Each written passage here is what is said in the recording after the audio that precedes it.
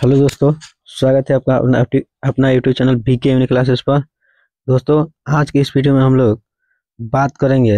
लगभग 2000 प्रश्न का श्रृंखला चल रहा है, उसमें से 100 प्रश्न देखेंगे। तो अगर ये वीडियो आप लोग को अच्छा लगेगा तो प्लीज़ हमारे बीके यूनि क्लासेस को जरूर सब्सक्राइब कीजिएगा। आइए एक एक करके लगभग 100 प्रश्न इस वीडियो में देखेंगे। डेली 100 प्रश्न देखेंगे, ठीक है। तो यहाँ पे पहला प्रश्न दिया हुआ है कि हड़प्पा सभ्यता की खोज किसने की थी। बताना है कि हड़प्पा सभ्यता का खोज किसके द्वारा किया गया था। तो याद रखना, दयाराम साहनी के द्वारा हड़प्पा सभ्यता का खोज किया गया था। नेक्स्ट उसके बाद प्रश्न है कि वह शासक जिसने एक सच्चे जैन मुनि की तरह उपवास के द्वारा शरीर त्याग दिया था। बताना है कि वह कौन सा जैन मुनि था जो उपवास के द्वारा शरीर त्याग दिया था। तो याद रखना है चंद्रगुप्त मौर्य।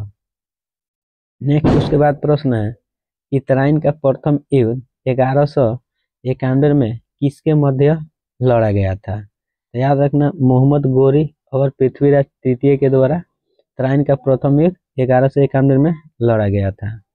नेक्स्ट उसके बाद प्रश्न है कि बंगाल को मुगल साम्राज्य से पृथक कर स्वतंत्र किया। बताना है कि कौन बंगाल को अलग करके एक मुगल साम्राज्य का निर्माण किया था। तो याद रखना, मुर्शिद कुली खां। नेक्स्ट उसके बाद प्रश्न है 5 नंबर कि विधवा पुनर्विवाह कानून कब बना। बताना है कि विधवा पुनर्विवाह कानून कब बना था। तो याद रखना है 1856 ईस्वी में विधवा पुनर्विवाह कानून बना था। नेक्स्ट प्रश्न है कि अंग्रेजों ने फूट डालो और शासन करो की नीति कब अपनाई।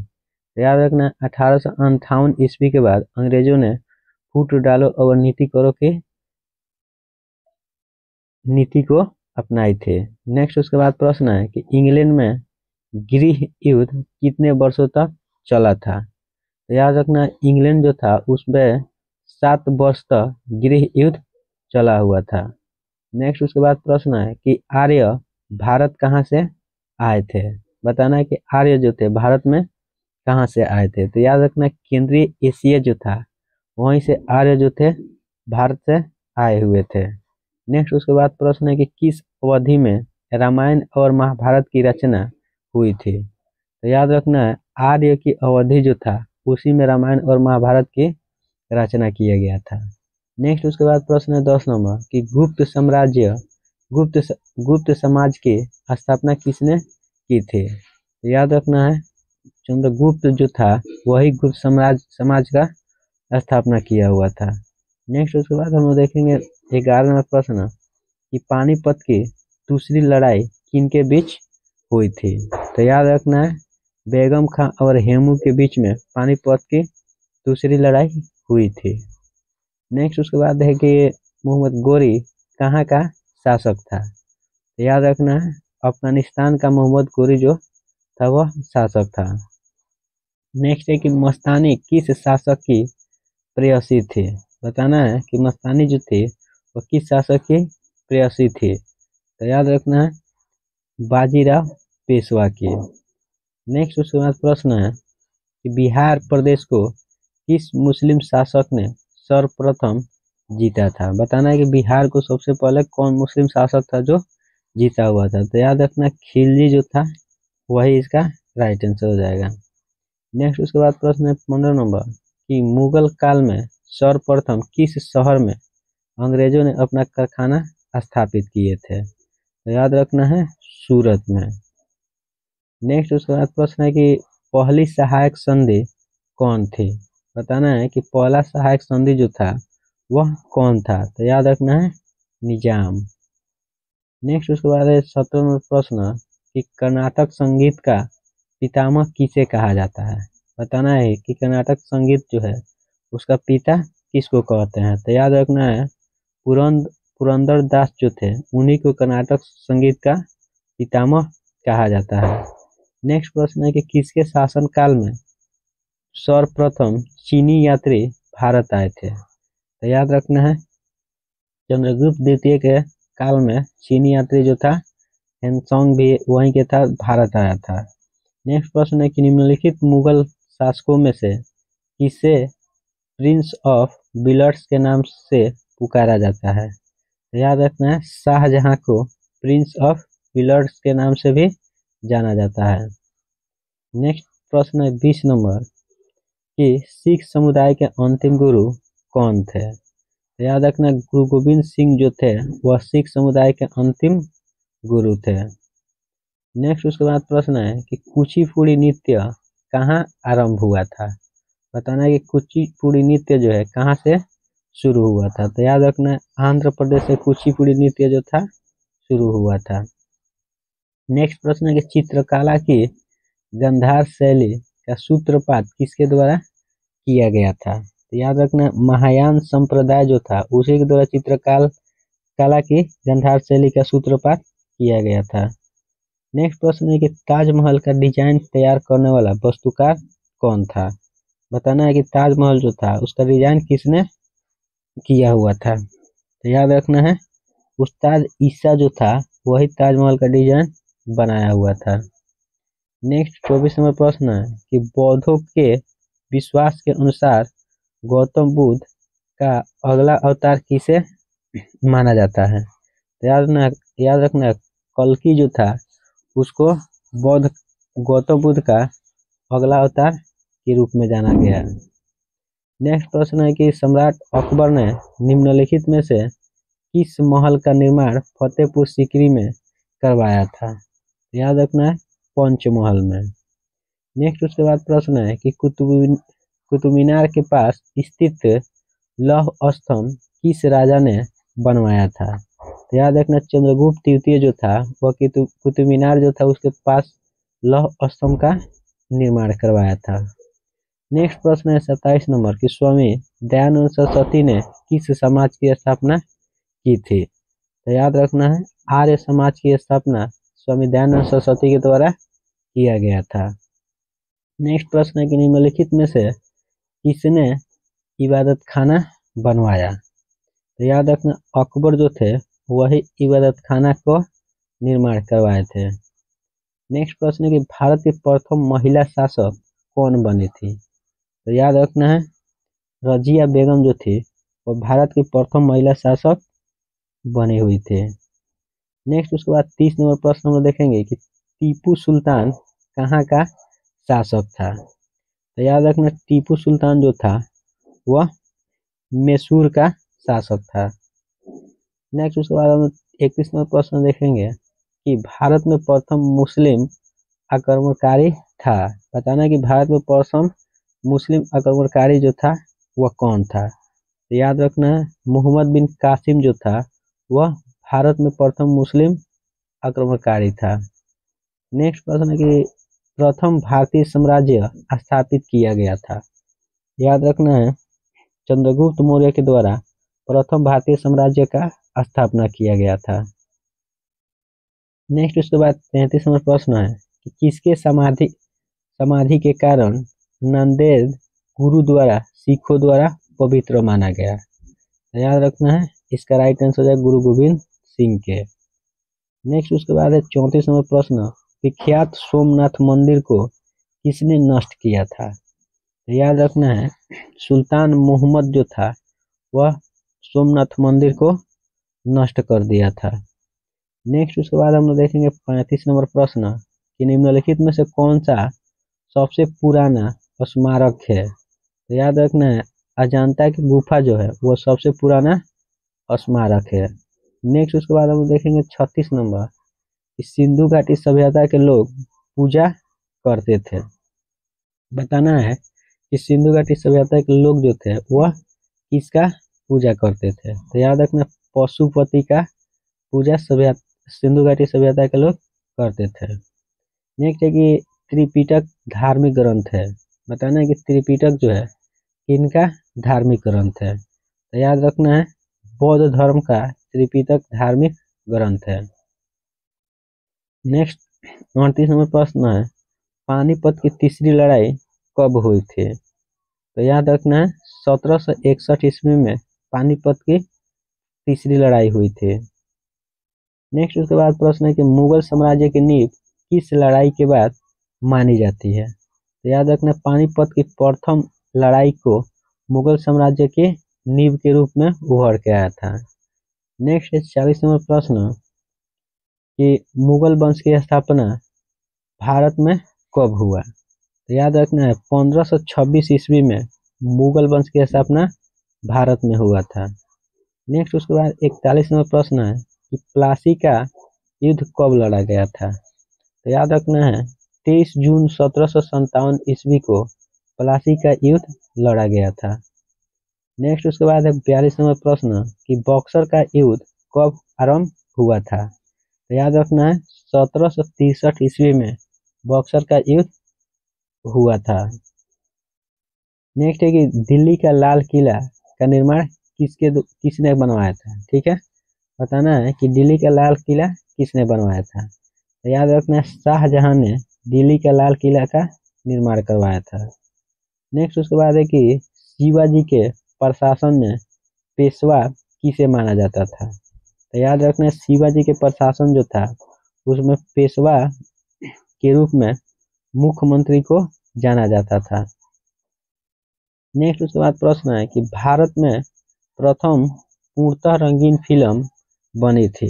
बताना कि भारत में प्रथम रंगीन फिल्म जो था वह कौन बना था। तो याद रखना झांसी की रानी जो था वह भारत के प्रथम पूर्ण रूप से रंगीन फिल्म बना हुआ था। नेक्स्ट उसके बाद हम देखेंगे कि वीना सम्मेलन कब हुआ था। बताना है कि वीना सम्मेलन जो था वह कब हुआ था। तो याद रखना 1815 ईस्वी में वीना सम्मेलन शुरू हुआ था। नेक्स्ट उसके बाद हम देखेंगे कि किस देश को यूरोप का मरीज कहा जाता है। तो याद रखना है तुर्की को यूरोप का मरीज के रूप में जाना जाता है। नेक्स्ट उसके बाद 48 नंबर प्रश्न कि जर्मनी का एकीकरण कब पूरा हुआ था। तो याद रखना 1871 ईस्वी में जर्मनी का एकीकरण हुआ था। नेक्स्ट उसके बाद प्रश्न है कि एक्ट ऑफ यूनियन किस वर्ष पारित हुआ। तो याद रखना है 1707 ईस्वी में एक्ट ऑफ यूनियन पारित हुआ था। नेक्स्ट प्रश्न है 50 नंबर कि बोल्शेविक क्रांति कब हुई। तो याद रखना है बोल्शेविक क्रांति जो है वह 1917 ईस्वी में शुरू हुआ था। नेक्स्ट उसके बाद 51 नंबर प्रश्न कि नई आर्थिक नीति मतलब एनईपी का जन्मदाता था। तो याद रखना है एनईपी के जन्मदाता के रूप में हम लोग लेनिन को जानते हैं लोग। नेक्स्ट उसके बाद प्रश्न है कि अप्रैल थीसिस किसने तैयार किया। बताना है कि अप्रैल थीसिस जो था वह किसके द्वारा तैयार किया गया था। तो याद रखना है लेनिन के द्वारा तैयार किया गया था। नेक्स्ट है कि लेनिन ने नई आर्थिक नीति की घोषणा कब किए थे। तो याद रखना 1921 ईस्वी में लेनिन के द्वारा आर्थिक नीति की घोषणा किया गया था। नेक्स्ट है कि लाल सेना का गठन किसने किया था। तो याद रखना है ट्रास्की जो थे वह लाल सेना का गठन किए हुए थे। नेक्स्ट 55 नंबर प्रश्न है कि भारत में अंग्रेजी शिक्षा की शुरुआत किसने की थी। तो याद रखना है मेकाले जो थे उन्हीं के द्वारा भारत में अंग्रेजी शिक्षा का शुरुआत किया गया था। नेक्स्ट उसके बाद है 56 नंबर प्रश्न कि राजा राम मोहन राय को सरोकार नहीं था। बताना है कि राजा राम मोहन राय को सरोकार क्या नहीं था। तो याद रखना है संस्कृत शिक्षा। ठीक है, संस्कृत की शिक्षा जो था वह सरोकार नहीं था। नेक्स्ट है कि जलियांवाला बाग हत्याकांड के लिए कौन सा जनरल उत्तरदायी था। तो याद रखना है जनरल डायर जो था वही जलियांवाला बाग हत्याकांड के लिए उत्तरदायी था। नेक्स्ट उसके बाद प्रश्न है कि प्रथम मैसूर युद्ध किसके बीच लड़ा गया था। तो याद रखना प्रथम मैसूर युद्ध जो था ब्रिटिश और हैदर अली के बीच में लड़ा गया था। नेक्स्ट प्रश्न है कि सती प्रथा पर प्रतिबंध किसने लगाया था। तो याद रखना है लॉर्ड विलियम बेंटिंक जो था वही सती प्रथा पर प्रतिबंध लगा दिया था, मतलब रोक लगा दिया था। नेक्स्ट प्रश्न है कि किस वर्ष में म्यांमार भारतवर्ष से अलग हुआ। बताना है कि म्यांमार जो था कब भारतवर्ष से अलग हुआ था। तो याद रखना 1937 ईस्वी में म्यांमार जो था भारत से अलग हुआ था। नेक्स्ट उसके बाद हम लोग प्रश्न देखेंगे कि ब्रिटिश सरकार ने बंगाल विभाजन को प्रोत्साहित किस वर्ष किया था। तो याद रखना 1919 ईस्वी इसका राइट आंसर हो जाएगा। नेक्स्ट प्रश्न है कि जलियांवाला बाग हत्याकांड की दुर्घटना किस सन में हुई थी। तो आपको इसको कमेंट करके बताना है कि जलियांवाला बाग हत्याकांड जो था उसका दुर्घटना कब हुआ था। 1917 में, 1919 में, 1918 में, 1935 में। नेक्स्ट प्रश्न है कि 1911 तक बिहार निम्नलिखित में से किसके अंतर्गत था। तो याद रखना 1911 तक बिहार जो था बंगाल का एक महाप्रांत हुआ करता था। नेक्स्ट उसके बाद हम देखेंगे कि अलीगढ़ मुस्लिम विश्वविद्यालय के संस्थापक कौन थे। तो याद रखना है अलीगढ़ मुस्लिम विश्वविद्यालय जो था उसका संस्थापक जो था सर सैयद अहमद था। ठीक है। नेक्स्ट उसके बाद हम देखेंगे कि चौरी चौरा कांड किससे संबंधित था। बताना है कि चौरी कांड जो था वह किससे संबंधित था। तो याद रखना असहयोग आंदोलन से संबंधित जो था वह चौरा चौरी कांड था। नेक्स्ट प्रश्न है कि प्रथम विश्व युद्ध के दौरान भारत में लोकप्रिय होने वाला आंदोलन कौन था। तो याद रखना होम रूलिंग जो आंदोलन था वो प्रथम विश्व युद्ध के दौरान बहुत ही फेमस हो गया था। नेक्स्ट प्रश्न है कि भारत में खोजा गया सबसे पुराना शहर कौन था। तो याद रखना है हड़प्पा जो था वो भारत में खोजा गया सबसे पहला पुराना शहर बना था।